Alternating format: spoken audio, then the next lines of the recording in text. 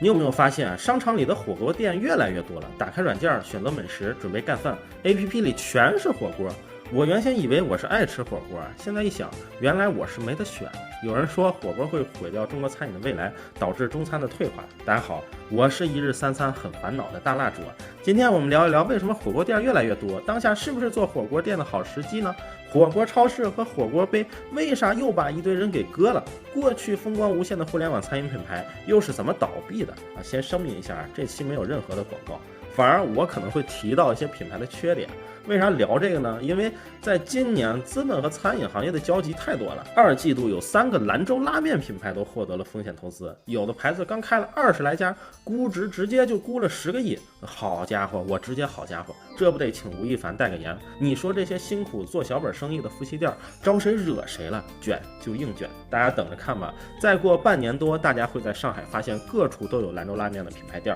估计兰州烧饼也不远了。关键这次投这些的都是红杉啊、金沙江、顺为、险峰这种主流机构。想想有些投资经理啊，现在天天研究兰州拉面和火锅，简直太接地气了。而且这波其实跟历史上的几次资本投资餐饮热不一样，这次进来玩的资金体量会更大一些，策略是先把1线城市的干饭人打透。餐饮行业的从业者们还是多研究一下资本的风向。视频后面也会讲点干货，说一些经营餐饮店的新趋势与机会。我觉得餐饮投资热度上涨原因有3点吧。第一，好铺面的资源一下子多了，因为去年的疫情让很多小餐饮店倒闭或者处于濒临倒闭的状态，大餐饮企业能哭穷，说生存困难，然后笑嘻嘻的涨一波价，小店主们直接死在犄角旮旯里，都不带有人知道的。各种商业地产租金降幅也大，我看很多商业街商铺的研究报告也都说近1年租金降幅在5%上下。实际上我亲自调研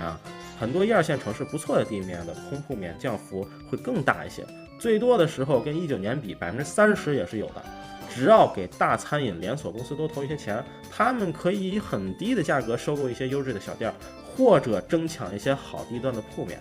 像蜜雪冰城海底捞都有近1半的店是去年开的。海底捞开店的速度是每天1.5家，在他们这次扩张之前海底捞的物业租金仅占总营收的0.9%。杨国福麻辣烫和张力麻辣烫在去年新签门店也暴涨。如果没疫情，那么多好铺面好地段是空不出来的。只要一个品牌不倒下，就能吃掉别人的份额。你死了，你就是被别人吃。经营场所我们分2类来说，一个是大型购物中心，一个是居民区、办公区的商铺。大型购物中心其实受疫情的影响没有我们想象的大，想白嫖还是很难的，人家活得也好的一逼。但是一些社区商铺很多处于价值洼地，在当时疫情不明朗、房东没信心的时候，很容易就能以极低的价格跟连锁品牌签一个8到10年的约。但是如果房东面对的是没有法务团队的小餐饮店，强势方和弱势方就反转了。房东会是绝对的强势方，很多租铺面的人都想象不出他们的套路。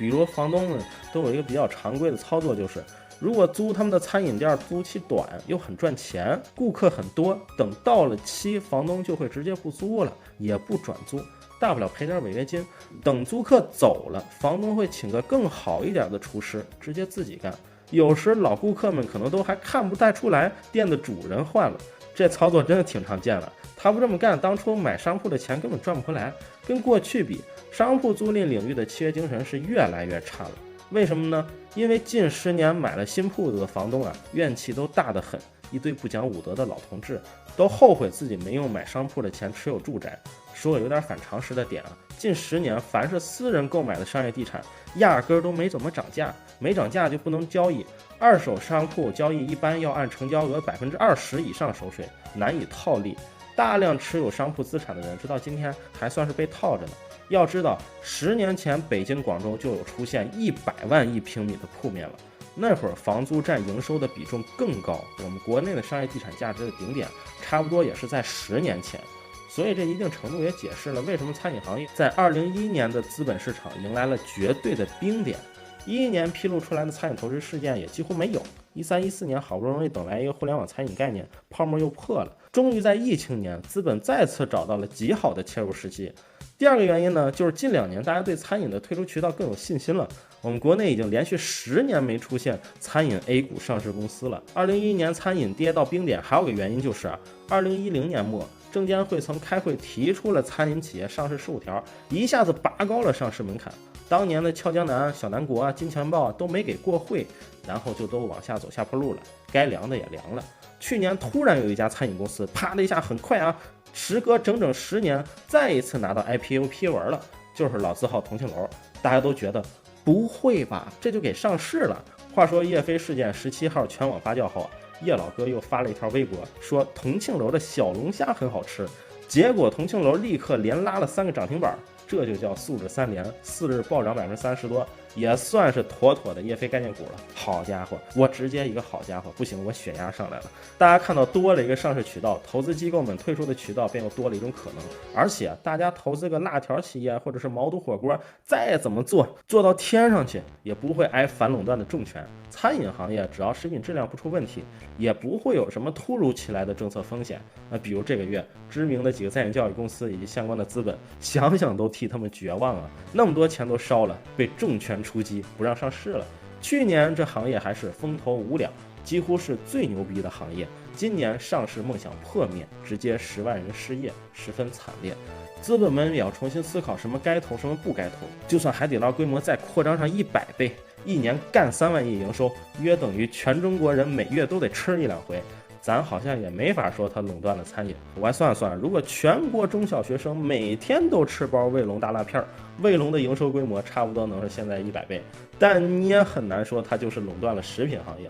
那第3个原因啊，其实也适用于别的领域，就是现在市场上面钱太多了，而且新国货新消费本来也是经济内循环的重要需求。大家要意识到，其实这次全球货币超发的规模，应该算是在2战后最严重的货币超发了。如果要是看流动性的爆发力的话，那基本是近150年内都没遇到过的。但如果再加上美联储坚持零利率的情况，这在以前历史上就是从未发生过了。具体会带来什么样影响，虽然和每个人的财富密切相关，但我觉得基本大多数人都预测不了，因为没有历史经验参照。之前美国推动全球大宗商品涨价目的很明确了，就是要把我们的部分制造业挤死。因为我们不少小型制造业企业没有太核心的技术，也都是以出口为主，原材料一涨价，微薄的利润直接没了。而直到今天，我们依旧难以掌握初级产品的国际定价权。但针对这次涨价，我们打出的组合拳也是很快的。毕竟在过去15年，我们已经被搞了很多次了，尤其是03到05年，真的是咬着牙过来的。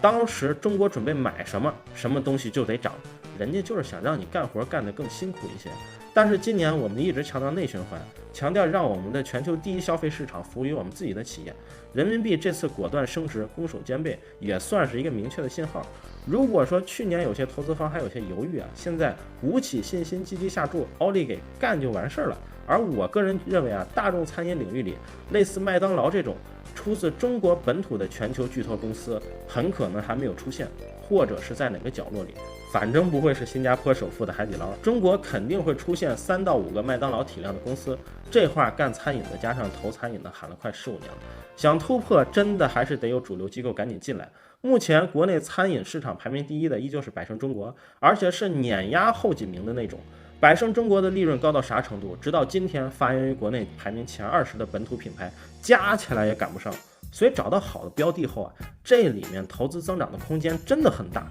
因为你看今年安踏净利润都超过阿迪达斯了，所以国内餐饮品牌肯定会起来的。如果中餐想要出海，那没有悬念，肯定是靠火锅，因为只有火锅或者是类火锅的模式，才不需要那么多的中餐吃货往世界各地去。所以未来很可能在一些城市会再次掀起火锅战争。2014年，郑州在火锅行业曾有过一次大战，不到半年就新开出2000家火锅店。然后呢，一大部分又在1年内倒闭。全市火锅店最多的时候啊，基本郑州市区的全部家庭一周吃2次火锅才能养得起这么多店。经测算，在没有大资本参与的情况下，那波大家总计得交了20亿的学费。当然，现在食品类的新消费品牌热度更高一些。那食品类消费品牌和餐饮业又有什么关系呢？我认为，如果你想收获长期价值，在今年下半年，与其说在一级市场投一个新的食品类新消费品牌，还不如投一个供应链足够强的餐饮创业公司。可惜不少投资人还是被创业者忽悠了，一堆80后天天喊啊，这时代审美都变啦，消费全变啦，然后可劲儿圈钱。其实再怎么谈审美红利，也不如把产品做好。我有一个观点啊，食品类新消费品牌的价值增长，前2-3年是看流量广告投放能力，中期可能看看品牌啊、线下货架资源，后期能不能成为有国民度的品牌，还是看供应链。我举个例子啊，比如前2年火的单身狗粮薯片，一直在吹做的是上亿人的单身经济，抓住了年轻人单身的痛点。接下来要靠已经打造出来的单身 IP 继续赋能其他各户家电、服装等产品。我就纳闷了，卖个土豆片而已，跟单身经济 IP 到底有啥关系？真的是把投资人都整懵逼了。等这家袋装薯片公司这2年真正拼规模的时候，他们的土豆供应链直接被乐视针对性暴打。实话实说啊，他家土豆片口感我觉得确实也一般，至多当一个小众品牌吧。所以现在一级市场食品类新消费多少还是有一点泡沫的，不要真的以为大的传统企业就真的傻，或者大品牌就等于观念落后。其实所谓用户的审美喜好，现在2年就一变，而新的流量红利与流量介质3年就得一变。唯有供应链打造好了，才是真正的长期壁垒，才能保证再过10年依旧有竞争力。为了能理解这一点啊，我们可以回顾一下约10年前的互联网餐饮泡沫，那场泡沫非常值得今天火爆的新消费市场借鉴。2012年，贺畅成立了著名的互联网餐饮公司皇太极，产品呢就是互联网煎饼果子，那宣传力度整的海外的华人恨不得都得打飞机回来吃一套，实际产品做的稀烂。贺畅当时经常以互联网餐饮第一人的身份出席各种活动，1-2套常用的互联网黑话，让老餐饮人和投资人们各种膜拜。门店不怎么多，东西又难吃的情况下，公司估值最高到了18亿。我虽然没接触过贺畅，但接触过他们初创团队其他人，反正不咋地就是了。那时的餐饮界人心惶惶，市场也很浮躁，每天都在热捧啊、膜拜、学习互联网餐饮一飞冲天的神话，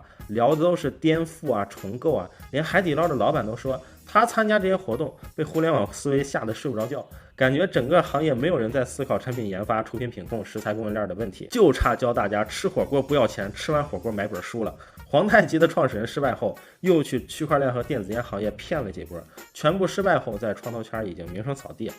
当时紧跟的还有鲷鱼牛腩、西少爷肉夹馍、福牛堂牛肉粉，这4个品牌真的是红的不行不行的。鲷鱼牛腩说是花了500万买了香港食神的牛腩配方，菜单讲究1月1小换，3月1大换，这叫迭代思维，时不时会搞内测，不去吃一回就不是投资圈的韭菜。一碗牛腩再点点别的，价格当年差不多200-300吧。去年鲷鱼牛腩已经开始关店清算，鲷鱼牛腩的创始人梦醒其实也一直在做阿福清油和合力家，虽然合力家去年又融了资，雕爷确实是大神，但搞来搞去还是他的精油才是绝对的现金牛业务。西少爷肉夹馍的走红，则是当时创始团队在微信写了一篇我为什么要辞职去卖肉夹馍的爆文，又在宇宙中心5道口整了一个只要手持互联网公司工卡就可以免费领一个馍的活动，可惜当初没有人上人的字节工卡。西少爷团队分崩离析后，店面增长也有限，倒是福牛堂从重营销到重产品与供应链，最后餐饮店和孵化出来的八面牛肉粉坚持下来了。总之，当时这4家明星公司越是重视供应链的，到最后结局就越好；越注重品牌营销的，最后就越糟糕。当然，更多不知名的互联网餐饮则是死的一点声音都没有。而这波互联网餐饮最后的狂欢，就是健身沙拉餐。有家叫甜心摇滚沙拉的，15年的时候呢，搞了300多个半裸肌肉男在北京街头送沙拉，引发强烈围观。随后因为扰乱公众秩序被警察叔叔就地制服。当时估计全中国的广告人都在分析这个案例。这家公司也是差不多4轮融了近1个亿吧。后来团队因为挪用公款跑监狱里吃沙拉去了，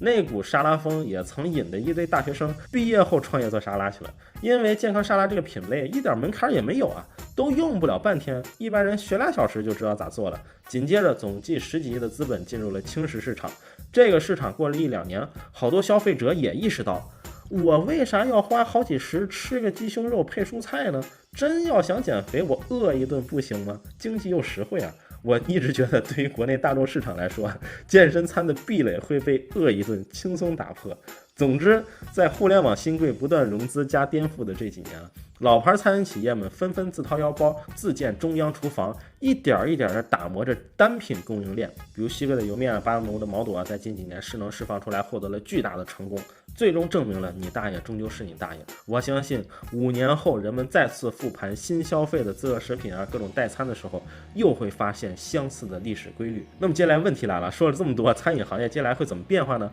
火锅店到底还能不能干呢？回归正题啊，很多人现在选择火锅餐饮创业完全是被逼的，因为他们没得选。普通创业者开店对回本周期的要求越来越短，现在做大众餐饮越来越像做电商，因为观众下单买外卖的场景就是电商场景，所以想要销量大，完全得按照流量的思维来做，会有很多畸形的操作。比如消费者点个水煎包而已，一盒3个，你下单时得点3次，因为店家要冲单品销量来获得更多的算法推荐。性价比极高的菜品下面永远写着仅剩5份的提示，刺激顾客更多的下单，但店家却也得时时刻刻盯着后台，不断重新修改，保证商品一直都是仅剩5份。除去服务的空闲时间，店主们都得研究 CPC、CPS， 研究平台上一天24小时什么时候投放性价比最高。这也导致很多不做产品做流量的公司，光卖廉价速食包啊、成品菜以及巨难喝的速溶豆浆和胡辣汤粉这些产品，也可以做到单个外卖点月利润10万以上，远超国内餐饮行业5%到8%的平均利润率。假设一个团队是流量高手，还做个毛线的产品啊，吃不死人就完事儿了。而外卖平台区域的负责人的习惯也依旧是用80%的资源支持前20%的店铺，这也是为什么现在外卖越来越难吃。所以我们深入思考这个问题的本质的话，其实就是挺多人日常的饮食都被算法安排了。不过吐槽归吐槽，蜡烛肯定还是要给到一些中小餐饮企业切实实用的建议的。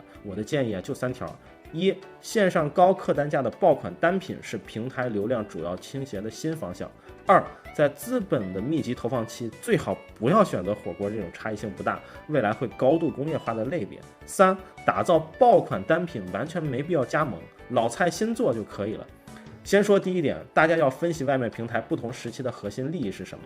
3年前卖廉价速食包和豆浆粉这些商家能获取暴利，是因为那个时期外卖平台的核心利益是更多的成交数据和签下更多的骑手，他们是跟着这个大势赚钱的，所以便宜的单品可以享受到辛苦骑手们贡献的红利。送一个2元钱的馒头和送一份几百元的日料，平台在骑手上的支出是一样的。近3个月，美团市值蒸发超1.2万亿港元，这是一个非常大的跌幅，股东们一定会要求更高的利润。我判断过去低价走量迎合算法的红利一去不复返了。美团新时期的核心利益很明显，就是得让外卖业务利润更稳定，因为平台现在抽成是按照订单总费用的比例来抽了。这个比例工商银联对他们也是有要求的，不能太高。而因为骑手的资源就这么多，未来肯定送的单越贵越赚钱。那平台要想赚钱，只能继续增加高价格外卖的订单的算法推送，减少低价格外卖订单的算法推送，冲 GMV。听懂的小伙伴可以打个听懂了。那么我的观众中跟我一样属于普通消费者的，可以暂时降低对平台推荐的信赖，靠多点自己熟悉的店来反套路，别点到巨难吃还巨贵的菜。